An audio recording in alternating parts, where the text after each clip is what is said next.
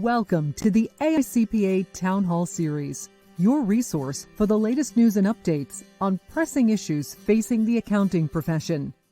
Good afternoon and welcome to the AICPA Town Hall Series. This is our first show of 2022, and we've got plenty to discuss. There's lots of uncertainty and complexity as we kick off this year, and we're going to be getting into some of the latest in DC related to the legislation, also give you a rather in-depth update related to some tax items. So let's get right into it. Before we kick this off, in case some of you are joining for the first time, this is what the AICPA Town Hall Series is all about. What we do is we do real-time interpretation analysis of what's going on.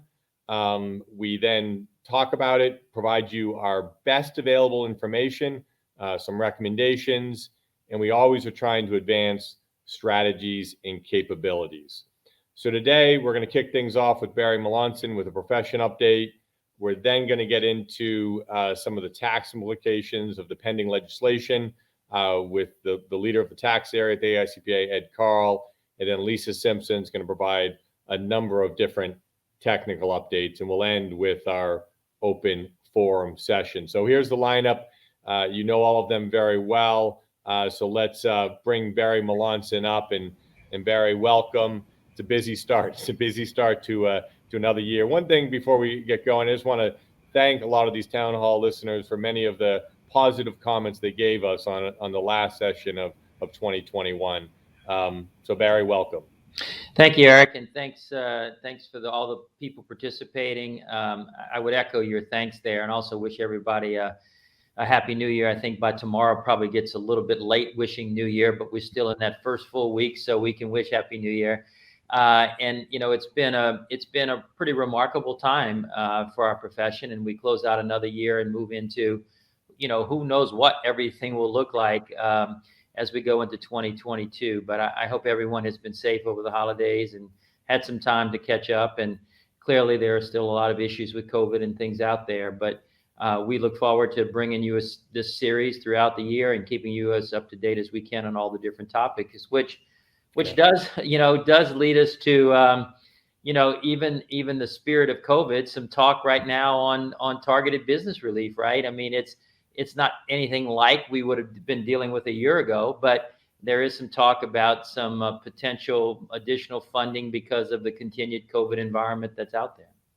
Yeah, Barry, absolutely. I think it is. I mean, it was only a year ago that in early January we were talking about the $900 billion second phase PPP bill that passed, and then later in 2021 we had the American Recovery Act, and that was another $1 trillion or $2 trillion in business relief. And now what they're talking about in this latest article, this is a Washington Post article that you can read, is will there be some more targeted business relief due to, in particular, the shutdowns that we're experiencing due to the surge. So Barry, I know the DC team's looking at this, and in the senator from Arizona, Sinema, is very interested in getting some restaurant relief in.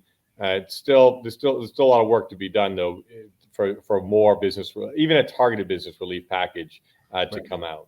Yeah, this is certainly clearly in the uncertain bucket, right? This is not ready for prime time, but it is some talk, and all the big packages you talked about all started with talk, so we're in that talk phase.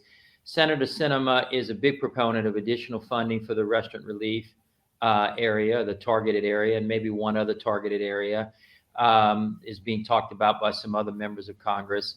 I think it's a combination of some unspent money on some budget lines from the prior bills and some new money, something less than $100 billion. We would have thought that was a big number a few years ago. We can say less than $100 billion, and almost feels like a rounding error now. But I think if you have clients in the restaurant area, this is clearly something that is still front and center. I think people are concerned about the implications, particularly what we've been through in the last month or so and what's continuing to that particular segment in society. So I think pay attention. We'll keep you updated on it. Don't count on it, but if you have restaurant clients, you can make them aware that there is still talk in that area. And we will, as you said, Barry, we'll keep everybody updated and as that advances. So now we're actually going to do a little bit more of a look back, Barry. This slide that you're going to cover takes us back a decade, actually. So I'll let you take it from here. Well, yeah, we're looking at a little bit of history here to sort of talk about where do we go from here on the Build Back Better, or BBB bill, and we sort of pulled up the ACA, the Affordable Care Act, and you can sort of see the sort of nomenclature here of how things did go past the end of a year, and it still didn't drug out all the way into March before ACA was passed in 2009. And you can sort of think of that same type of time trajectory that might be in play. At the last town hall, we talked about not all things are absolutely how the press reports it, that this is not necessarily, we said it last, in December, that it wasn't necessarily dead, despite what Senator Manchin had said. There's certainly a lot of things going on from a Washington perspective, a lot of discussion, for instance, on the filibuster rules. There are a lot of things that are sort of going to play out. One of these is going to be, can there be a compromise reached on the BBB bill? There is a bit of renewed hope on that, and certainly in the Democratic Party. The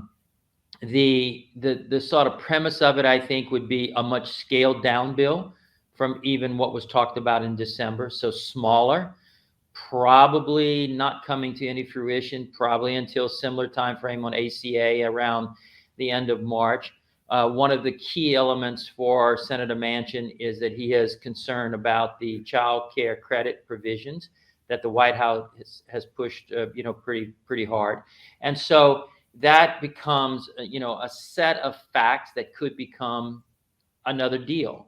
I think the key things to look at is, how tense does a vote get on, if Senator Schumer brings a vote on the filibuster to the floor? Does that just create, irreparable harm in some form or fashion that just makes passing anything almost impossible? Or does that get solved in such a way where there isn't a vote, or, some compromise is reached? I think that's going to be a pivotal point as to whether there's life or breath to be put back into the BBB bill going forward.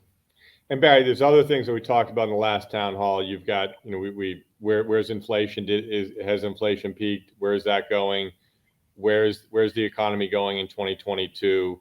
Where's the stock market going as we start the year? So and then you've got, what with Omicron and the surge here, it's very hard to predict what is that going to mean over the coming weeks, and all of those 3 or 4 data points on top of all of the different political data points that you just raised. Right. I think, Marcy talked at the last town hall about her prediction that inflation had peaked. I think we're starting to see a few other economists and even government officials talk about that as well. So I think there's some other data points coming together that we are around the peak of inflation.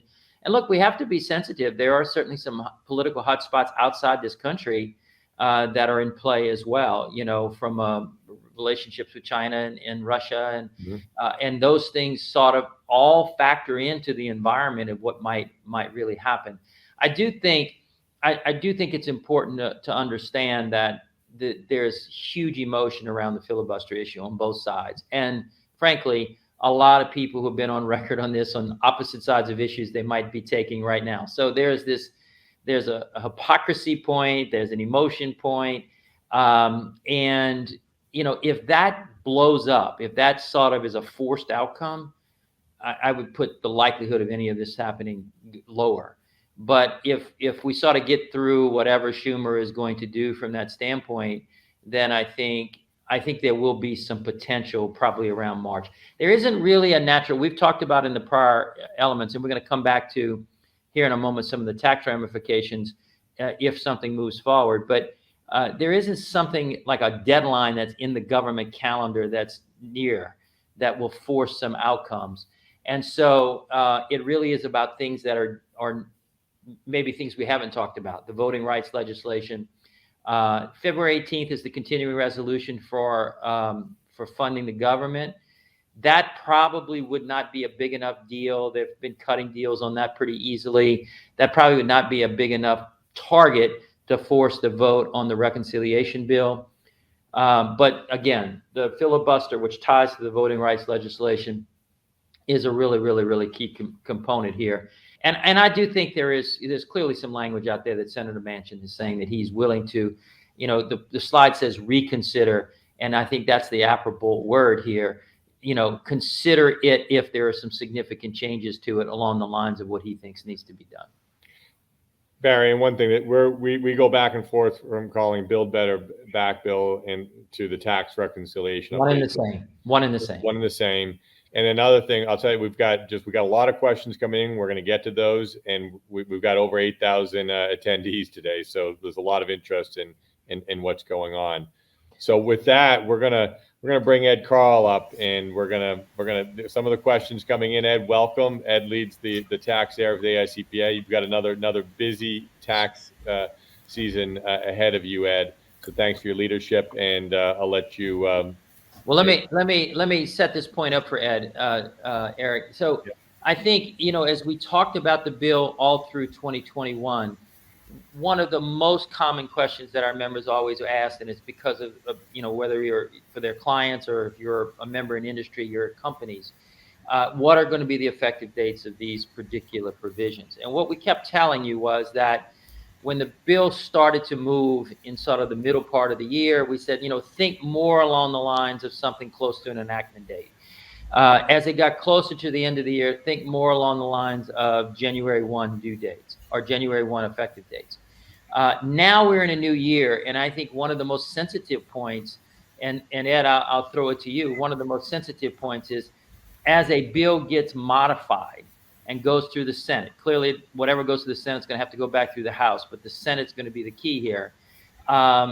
As a bill gets modified from a profession's perspective and a taxpayer's perspective, the effective dates come back into play because we're not going to be at a clean calendar year break like we would have been if something would have passed in December. Right, exactly. And thank you for having me. That is the big question, effective dates. So when a lot of the members talk about that and ask about effective dates, it's for planning purposes with clients. They want to know when tax rate increases might kick in or sales of assets change the taxability of them. What does that mean? The big one early last year was about estate tax rules. We thought there might be some changes to the unified credit and the trust rules. So those were really big last year. Those all went away in the House version of BBB, tax reconciliation. But they were planning considerations. Now we cross over this into a new calendar year, and it raises policy questions also in addition to those planning considerations. So we have a lot of effective dates in the bill that's out there now. Date of enactment, 2021, 2022, 2023, even some were prospective provisions. And what do those mean? So let me go through a couple of examples of what we're talking about. These environmental credits, and remember that this bill has a lot of sort of social, educational, environmental safety net provisions in there. That's what Senator Manchin is really questioning, the size of those safety net provisions. So environmental credits, many of them talk about components produced and sold after 12/31/21, or amounts paid or incurred after 12/31/21, or even property placed in service after 12/31/21. Well, if the bill passes at the end of December, that's great. It works perfectly. Even the first week of January, frankly. But as you've been saying, Barry, we're looking at a February discussion of the continuing resolution. There's limited floor time. We're looking at this probably dragging on in the same scenario as ACA into March, April, maybe even May. We don't know. When you get this far past 12/31/21, it makes a difference from a policy perspective. What are you going to allow? What is the incentive for allowing these credits. So that becomes a big deal. Another example is this investment in R&D, which also goes back to 12/31/21. The R&D is part of TCJA, or tax reform in 2017, allowed expensing, or was going to sunset expensing at 12/31/21. You had an option of amortizing or expensing. Now expensing goes away, 12/31/21. And this is somewhat akin to the similar extenders conversation we have had for years. Will they allow expensing, as in the BBB bill extends it for 4 more years, but it's already expired. So what do you do? And again, if it's a couple days gap is one thing, but now we're probably talking about at least a quarter of the year. And so you have a policy problem there. And for coming into the tax season in a couple of weeks, we have 2 provisions that have impacts for 2021 tax returns. And it's really odd. A lot of times we talk about retroactivity as being really negative. And we'll see why some people may not think that's so bad in a second. The first example with this small business stock really is a problem. This goes back to 2010, when this provision was enacted to give a 50% exclusion on the gain from the sale or exchange of certain types of small business stock. That was in 2010. So let me give an example. Let's just say on September 14th, 2016, you make a business decision to invest in this type of stock, partly or maybe even mainly because you could sell it in 5 years. You have to hold it for 5 years. You sell it 5 years later, and 50% of that gain is excluded from taxability. So that's September 14th, 2021. Well, the House bill that has this provision said that any sale or exchange after September 13th, 2021 loses that benefit. And how is that? This is really going retroactive to 2010, when the provision, people might have invested starting in 2010. So that's a huge problem.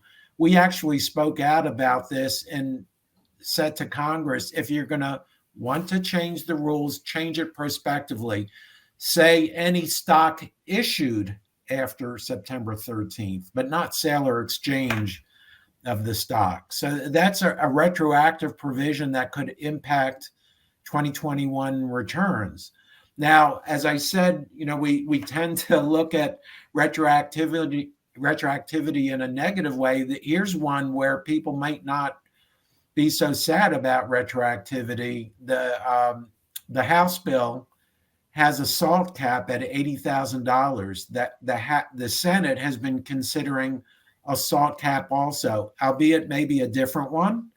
But there's likely, if there is a reconciliation bill, there's likely to be good likelihood to be a SALT cap in there.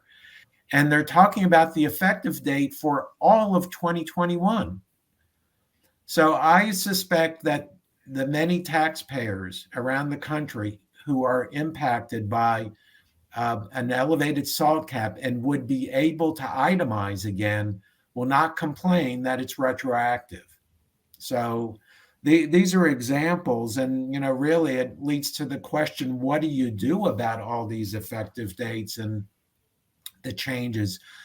We have a project in within our tax advocacy team to look through every effective date in the House bill. As you alluded to, the Senate bill would be much different, but the starting point for us is the House bill, to see what the practical and the policy ramifications are. And we're seriously considering submitting a letter to Congress to say you really got to take a close look at the effective dates.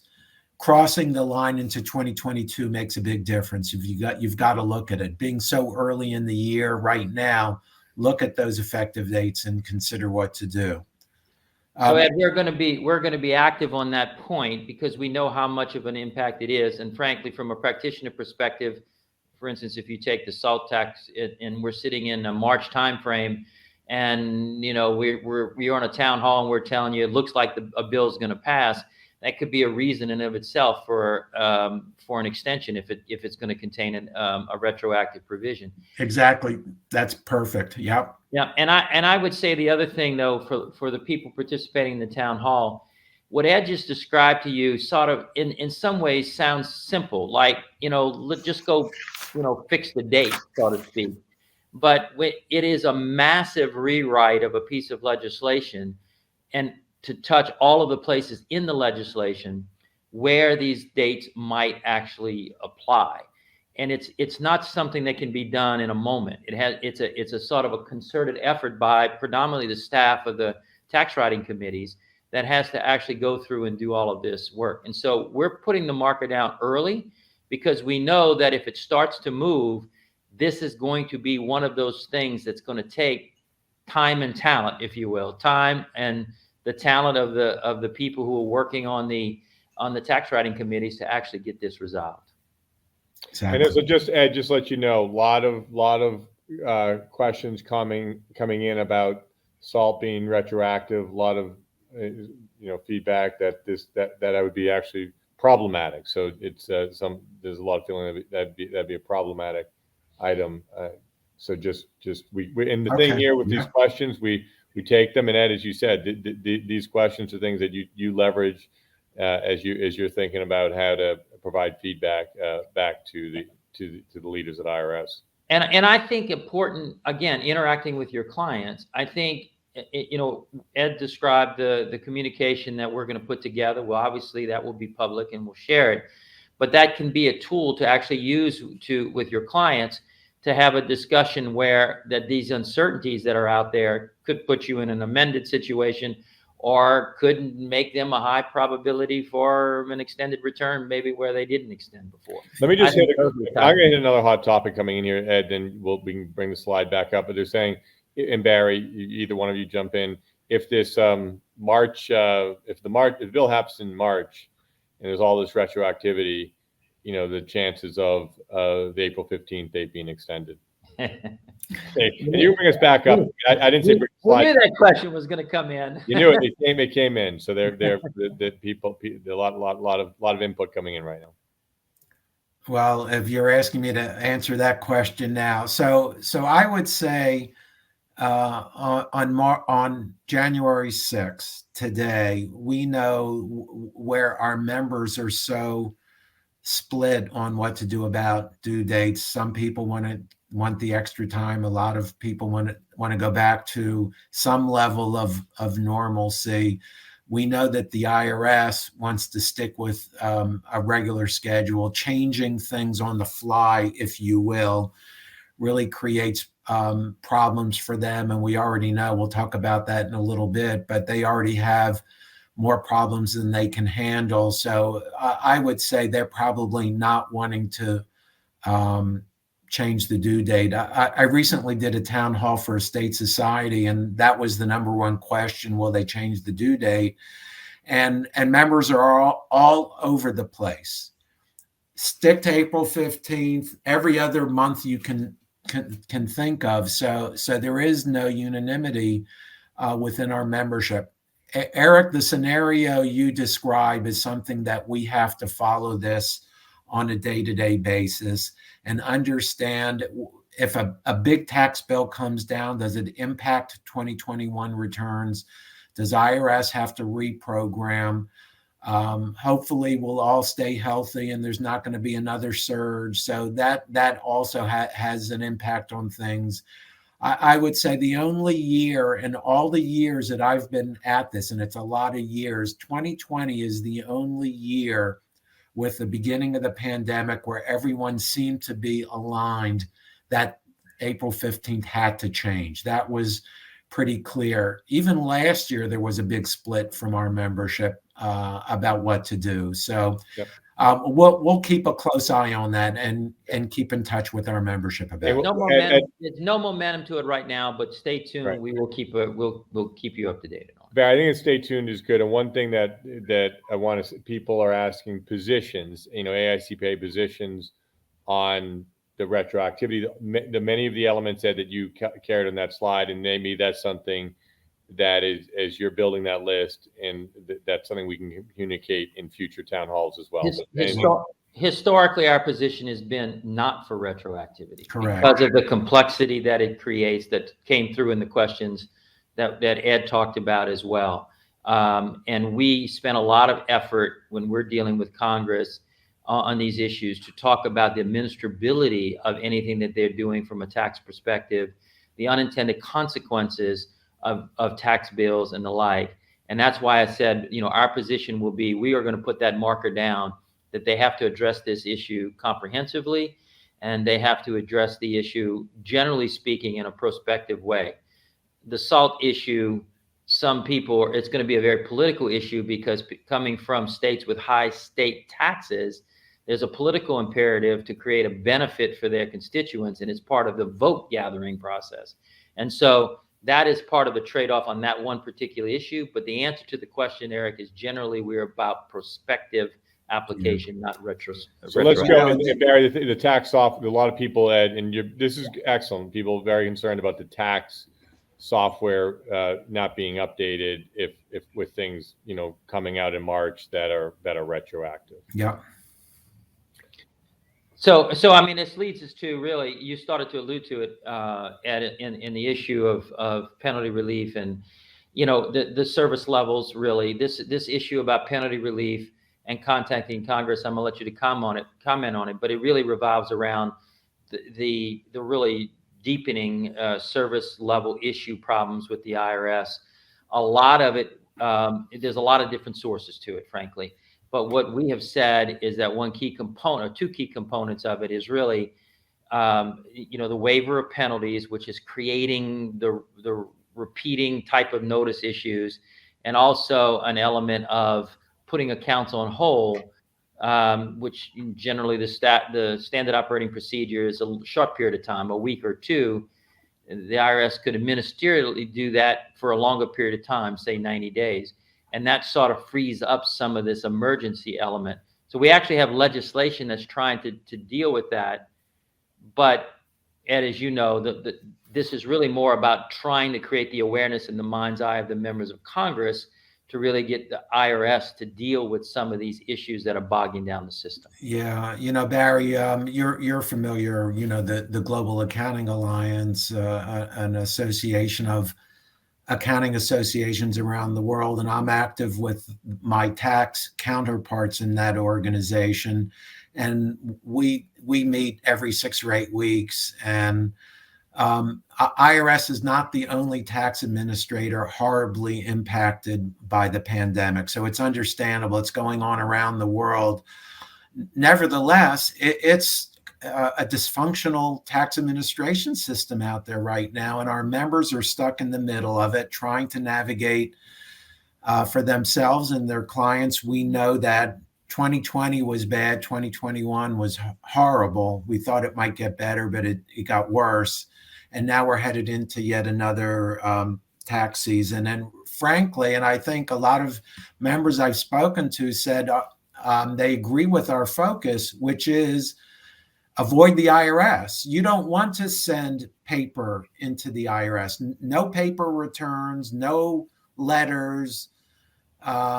You don't want to have to call them because, we've talked about this. At one point last tax season, the IRS was getting 1,500 calls a second. You want to avoid the need to contact the IRS. And frankly, one of the largest reasons for having to contact the IRS is because of faulty penalty notices that taxpayers get. And so that's what our focus is get rid of some of those notices. There was a bill introduced last year, HR 5155, that would eliminate certain underpayment and late payment penalties. And they weren't significant. It isn't the amount of the penalties, It's the need to have to resolve them. And so that's something that we're looking to continue an effort for going into 2022. Other issues dealing with penalty relief, as you started to say, make it easier to use reasonable cause or first-time abate to get rid of penalties. For IRS to automatically delay compliance actions if they send a notice out for some kind of a collection and they know they can't open the mail for 2, 3, 4, 5 months, then don't send an automatic follow-up to that. The cycle that you talked about and lien and levy notices, for specific accounts, put a hold on that account. Right now you can call up and they'll put a 2-week hold and say you have to call back. Well, why would you want to do that when you're getting 1,500 calls a second?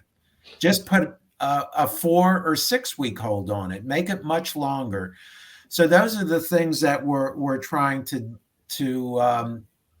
get IRS to take a look at, and trying to get our friends on Capitol Hill to help IRS pause and say, maybe some of these things will really help take the edge off your problem. It won't fix it completely, but we believe it'll have a measurable impact and help quite a bit. Yeah, I think that's the key, and I think you can get your clients to help, because it's way more powerful, frankly, on this type of issue as it relates to IRS services for a taxpayer who is a constituent of a member of Congress to say, I'm getting really terrible service. It's creating a problem for me. And the bill is a vessel, if you want to think of it as that, to raise the issues with the members of Congress. You can point people to it, your clients to that legislation, and that creates a greater awareness by the 435 members of the House and the 100 members of the Senate, and that generally generates inquiry and questions by that member's office to the IRS. And what we're trying to really achieve here is what we're talking about the IRS can do without legislation. The push from Congress to get them to do it is really the emphasis of why this bill is pending. And it is bipartisan bill, and it is a very important aspect of trying to get the frustration level more understood, I guess, is what I want to jump in here because this is great, Barry. You started talking about what we need to do, so I moved to the slide about this call to action. We've got a number of points coming in saying, tell us what we need to do to get the message out. And so this is what you can do. Don't worry about reading this slide. It's there because it'll be in the resources for you to look at after the town hall is over. So don't worry about reading this slide right now. Just know that it is there. If you'd like to do something or have your clients step in because you're frustrated, here's something that you can do. It tells you how to do it. Get in touch with your member of Congress. Just to raise awareness, we understand why the IRS is having so many problems, but we're trying to be constructive and offer suggestions on ways that maybe they can improve it just a little bit and help get us through this upcoming filing season, maybe a little less frustratingly. Let me just add. So for people, you're looking at this slide. It gives you the exact steps you need. An email to Congress. We've got language here. A social media post, language, how you find your rep, how you find your members of Congress Twitter handle, the IRS social media handle. In the past, the town hall community has really been helpful. So a lot of people were asking this. So here are the steps. And as Ed said, this is all available for download for you. And you raising it is helpful, but your client, who is actually the one that is suffering the problem, getting the notices, not getting a response, having to pay you more to do certain things with it. That message to the members of Congress from the people who are their constituents is a very effective tool. So thank you on that, Ed. But just on a concluding aspect, the contacting Congress today is one step, but from a longer term perspective, there are a couple of things going on that we're heavily involved with. One is some organizational redesigns at the IRS. There's something called a third-party relationship office that would, through enhanced IT, which is really important, allow CPAs and other practitioners to have a much easier approach to dealing with client issues. And of course, something that everyone talks about, enhanced IRS resources. It's needed.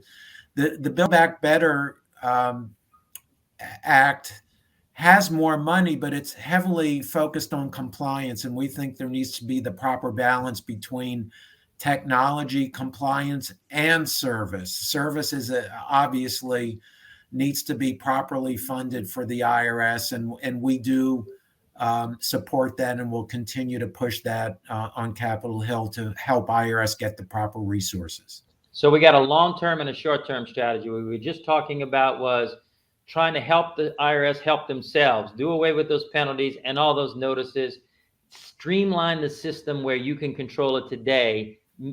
The noise, it's not cost effective, even if you want to think of it from that perspective, as from a government, the way it's working. And these are longer term perspectives that more permanently try to address how can this work better. And unfortunately, the longer term ones aren't going to solve any of your problems in this tax season. And so that's why we have to do the one that's first, with the awareness of Congress and the legislation that's pending. Well, thank you, Ed. And we're gonna. I see more questions coming in. Even people wanting a copy of the HR 5155, the bill. We'll put that in our follow-up communication. How you can get access to that. And Ed, that was a great summary. So thanks a lot. And I know one thing for sure: you're gonna be back on a lot of town halls. Thank you. All right, Barry. And actually both of you will be back for the forum. And now we're going to bring Lisa up to cover these technical updates. So welcome, Lisa. Thank you. So you guys have heard me talk about alphabet soup updates in the past. We've got another good alphabet soup update. We're going to cover a few different topics, but they're all important, and we just wanted to make sure that you were aware of them. The first one is about guidance from the IRS on how to report the PPP funded expenses on the S Corp returns, and how to report the forgiveness of the PPP loans. So what came out is based on the draft instructions to the Form 1120S, and I'm going to give a shout out to our friends on Tax Twitter, because there's some eagle eyes there that found this and dug into it and have some good insight there. But basically, this all stems from how to report for S Corps, whether it's going to be through the AAA account or the OAA account. Again, alphabet soup today, but we've got those spelled out for you so that you know what they are. And basically, the answer is for the question of how should PPP paid expenses and the offsetting tax exempt income from the forgiveness of the PPP loan actually be reported on Schedule M2.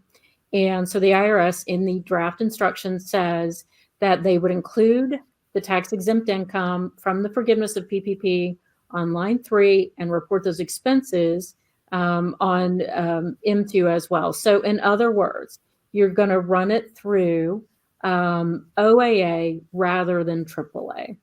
So that's the first big question that we got answered by the IRS through those draft instructions. And then we've got another question that they answered, which was around whether or not the question about there's a question on the tax returns about whether or not there was any non-shareholder debt that was canceled or and had the terms modified to reduce the principal amount of the loan. And so the question was, does PPP forgiveness count as in that question? And the answer is no. So you don't have to check that box.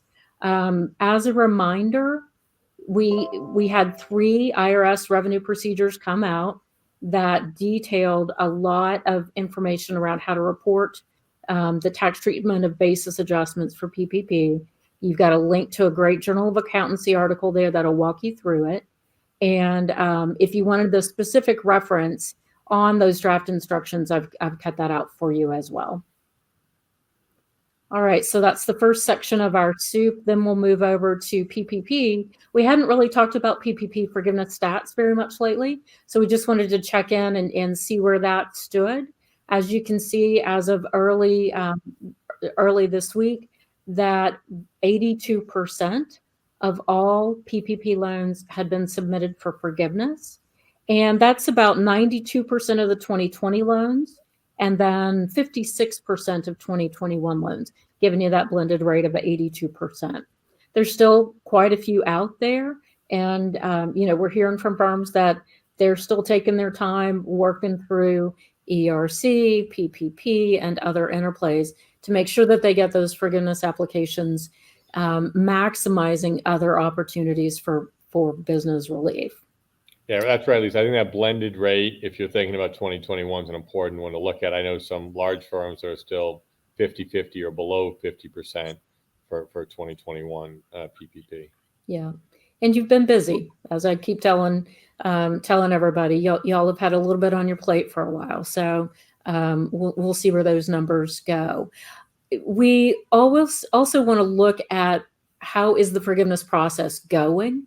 So this is for both 2020 and 2021 loans. So this is overall. And you can see that even by the different loan sizes, forgiveness is coming in at around 99% of the amount that's being submitted. So that's just an incredible statistic. I think it's higher than I was expecting. But we dug into some of the data. There's a really cool site that we'll show you on the next slide about what's being reported in terms of how borrowers use their PPP loans.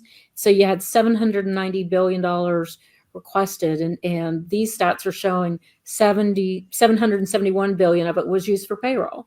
So it was used for its intended purpose of the program.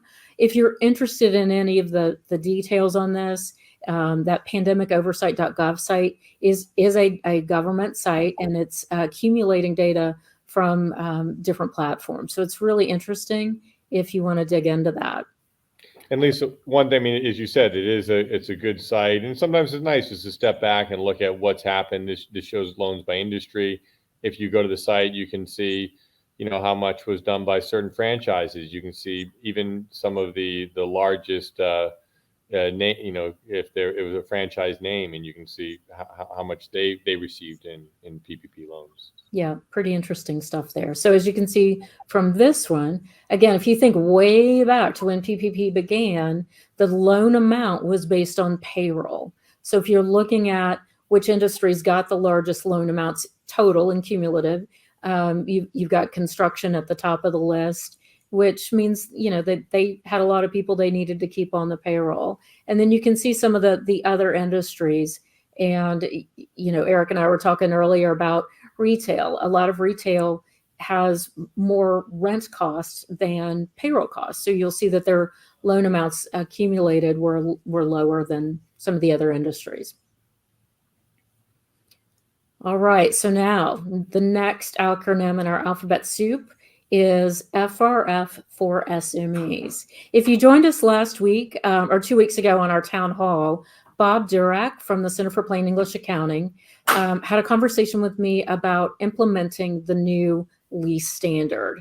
And we got a lot of great questions in the Q&A. So I wanted to follow up on a couple of the common themes of those questions. And the first one was, so I made my pitch at the end of the conversation for the AICPA's financial reporting framework for small and medium-sized entities, what we call FRF for SMEs.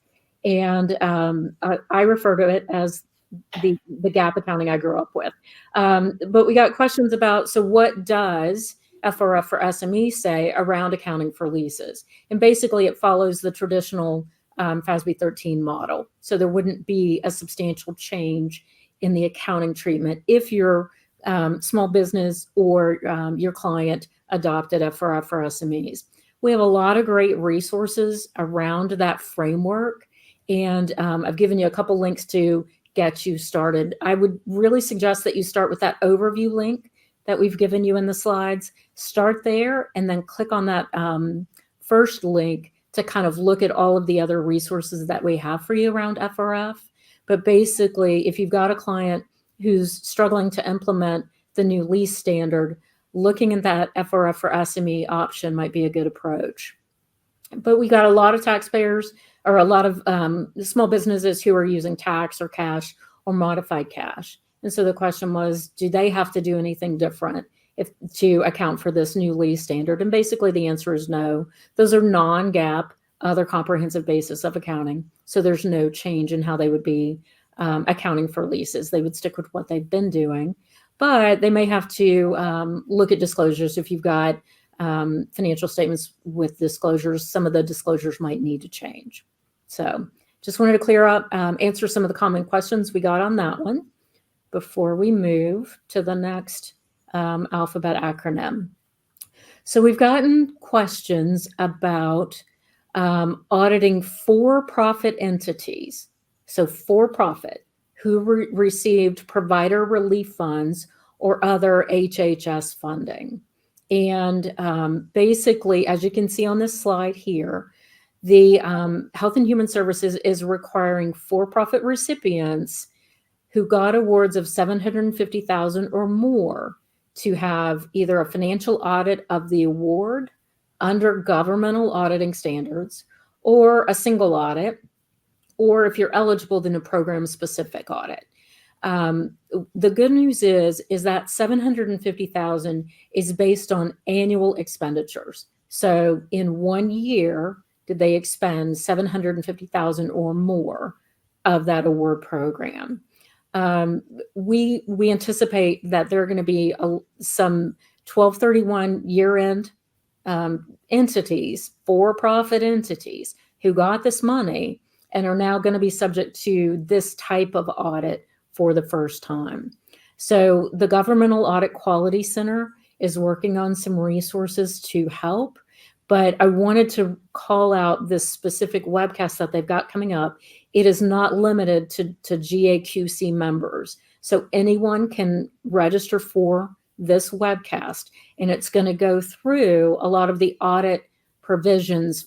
Again, this is for-profit entities. So I want to make that clarification. And it's also going to be open. If you don't need CPE, you can watch an archived version of it. So GAQC is making that open for anyone.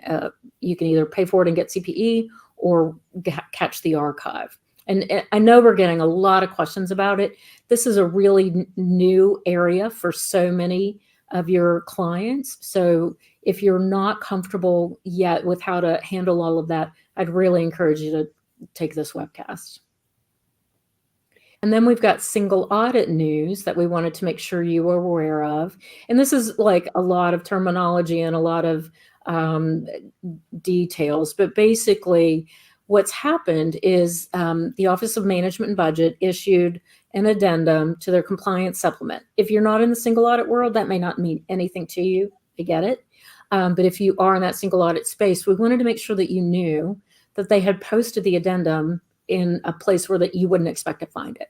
So we've given you the link to go find that addendum, and it's going to talk about a couple of the different programs with really long acronyms there. And then if you're part of the Governmental Audit Quality Center, you've got an alert that you can dig into to learn more about it. So Lisa, like we always work hard on these slides. One of the links, the FRF for SMEs is not working. Actually, someone says it's going to a link on your hard drive, which we don't want that to happen. So we'll make sure we get that updated in the follow-up communication. Thanks, Eric. My apologies on that. So with that, we're now, Lisa, anything else you want to add on the technical updates? Nope, I think we're good. Okay, thank you. As you said, a lot of different acronyms in that update, rather comprehensive. And let's bring up Barry and Ed now for the open forum. I think we're starting off the year strong with a lot of questions. Lisa, I'll let you kick this off. So, Ed, some of the questions that were coming in were around delays in processing amended returns. So the CPA has submitted an amended return for our client and it's gotten nowhere. Are you hearing that? Yeah, that we're getting a lot of questions about that. We've been in touch. There are huge delays, and in fact, we've actually contacted the National Taxpayer Advocate and had some conversations about that. A lot of our members, when they had amended return problems and a return they filed on behalf of a client went into a deep hole and they hadn't heard anything, they would go out to the advocate's office, and the local advocates would assist them in finding them and making sure that things were cleaned up. The advocates are saying now that they won't take amended return issues because they know that the IRS is so backed up in processing amended returns, primarily because most of them are paper, that they won't take it. They know the answer is you got to wait. Sorry, and we know it's frustrating, but they're not taking them. And that was a lot of what the questions we were getting. Is it true that the advocate's office won't take them? And it is. It's true. They would rather put their limited resources to try to fix problems where they know they can have an impact. And the processing delays, they can't. Now, from a broader political generic perspective, they've put that in their reports and highlighted the problems of the backlog of processing, the problems that's causing to the system as a whole. But they're stuck like we are. Well, and a follow-up here related to ERC. I mean, it's just, none of our clients have seen any ERC refunds from the 941s we've sent in. Any sense of how long these are taking at this point? I'm hearing from some members that those floodgates are starting to open a little bit, or the closed gates are starting to open a little bit, and clients are starting to get refunds. So it's taken a long time to do that, but starting to open up. That's what we're hearing. That's great to hear. So Barry, we're going to take this off. We got a lot of tax questions. So I'm going to move to a talent question here. There's a point coming in that seeing a lot of retirements. What is in their local area? Just so that was the question, but maybe give you an opportunity just to comment, more broadly about talent. I know we're in some meetings as we kick off the year, and talent is a big topic. Well, as to the retirement point first, clearly we've been monitoring the age demographics of the profession for a long time, and we do have a big bubble of baby boomers who are reaching the end of their careers that are moving through the system. The real explosion of growth in the profession, really occurred in essentially the late 70s and most of the 1980s. And the number of CPAs really jumped up significantly during that period of time. And so if you just plot that out from just an aging perspective, that's what that person is feeling. I think it's exacerbated by, some of the environment that we're dealing with, including the IRS service issues that we've been talking about in this town hall, along with, the COVID challenges and things of that nature. So that, that is not a surprising issue. It is true. We've been talking about succession planning in small firms for the last decade and the need for that. We have way too many small firms that do not have, adequate succession plans. We have tools that can help that. Lisa's area and PCPS has tools, practice continuation agreements and the like. So that's a really important one. On the sort of the entry point side, look, we're at, it's not just about our profession. The human capital challenges of the country are really significant. I'll give you a statistic that is, I think, just an earth-shattering statistic. If you compare undergraduate enrollments in colleges and universities in this country for the last full semester prior to COVID, which would have been the fall semester of 2019, if you compare that to this past semester that just ended, the fall semester of 2021. The latest numbers, they're not 100% finalized, but we believe they will show somewhere between 1.3 and 1.5 million less undergraduate students enrolled in colleges and universities in the United States. Now, that's not accounting majors, that's total majors. But obviously, we get our share of that. I mean, all disciplines get their share. And for those of you who immediately want to go to, yeah, well, they must be in community colleges. Community college enrollments are off something in the neighborhood of about 20%. So these are huge number reductions, and that 1.3 to 1.5 is on a base of 15 million. So that's a let's call it a 10% reduction in the number of undergraduate students in colleges and universities. And that starts to multiply sort of the effect. And we've all been to restaurants or whatever that can hire people, but also now where you have jobs that require degrees, that has certainly come to be. So we have massive strategies. I was just recently with a lot of the top 100, the largest 100 firm CEOs, and we focused on 5 things that they can do to help, including their activism at the universities and visiting high schools. We're working with the state societies.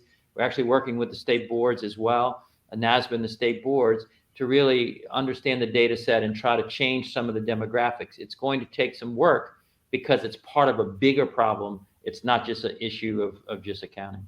Well, Barry, I'm glad you ended with that, because there's a lot of encouraging activity underway to make sure that people are going into the firms, into the profession. So Lisa, I'll let you see if there's a question out there you want to ask. One thing I'll say, this is always great. After we made that ERC comment that you made, Ed, we probably got 15 people that came in that said they've received their ERC refunds. So the gates are opening up. Lisa? I'm going to respond to a question in the Q&A, and then I'm going to ask Ed a question. So Ed, here's your heads up. There was a question about, can we take what you just said about amended returns taking forever and send that to our clients? And I just want to make sure everybody knows that the replays are available to share with anyone. They're not restricted. If you've got a client who's beating you over the head about where's my amended return, tell them where to go in this town hall episode. So go to fast forward to minute 51 or whatever, and they're absolutely welcome to access that. And Ed, maybe we can work on a blog or something like that. Yeah, I think it's really critical. Those are the 2 things. One is filing for extensions. I think Barry mentioned that's going to be something that our members are going to have to think about early this year, particularly depending on the flow of the legislation. And the other thing is communicating early with clients to let them know what the tax system is like. It's not our members' fault that there are delays in processing, that there are faulty notices. And frankly, I get calls about that. Can I charge my client for dealing with these notices? Well, I mean, the notices aren't your fault. You should be able to charge. On the other hand, if the client thinks it's your fault, it creates a problem. So communicating early that these things could happen, I think, is really important. But let me just add, I think it's very important for our members. That's one of the things we're here for. If we can be an information source that you can use as a reference to help your client understand the complexity of a problem or the backlog of the IRS, we're more than happy to be part of that process by, quoting us, or as Lisa said, playing the video. Yeah, feel free to do that.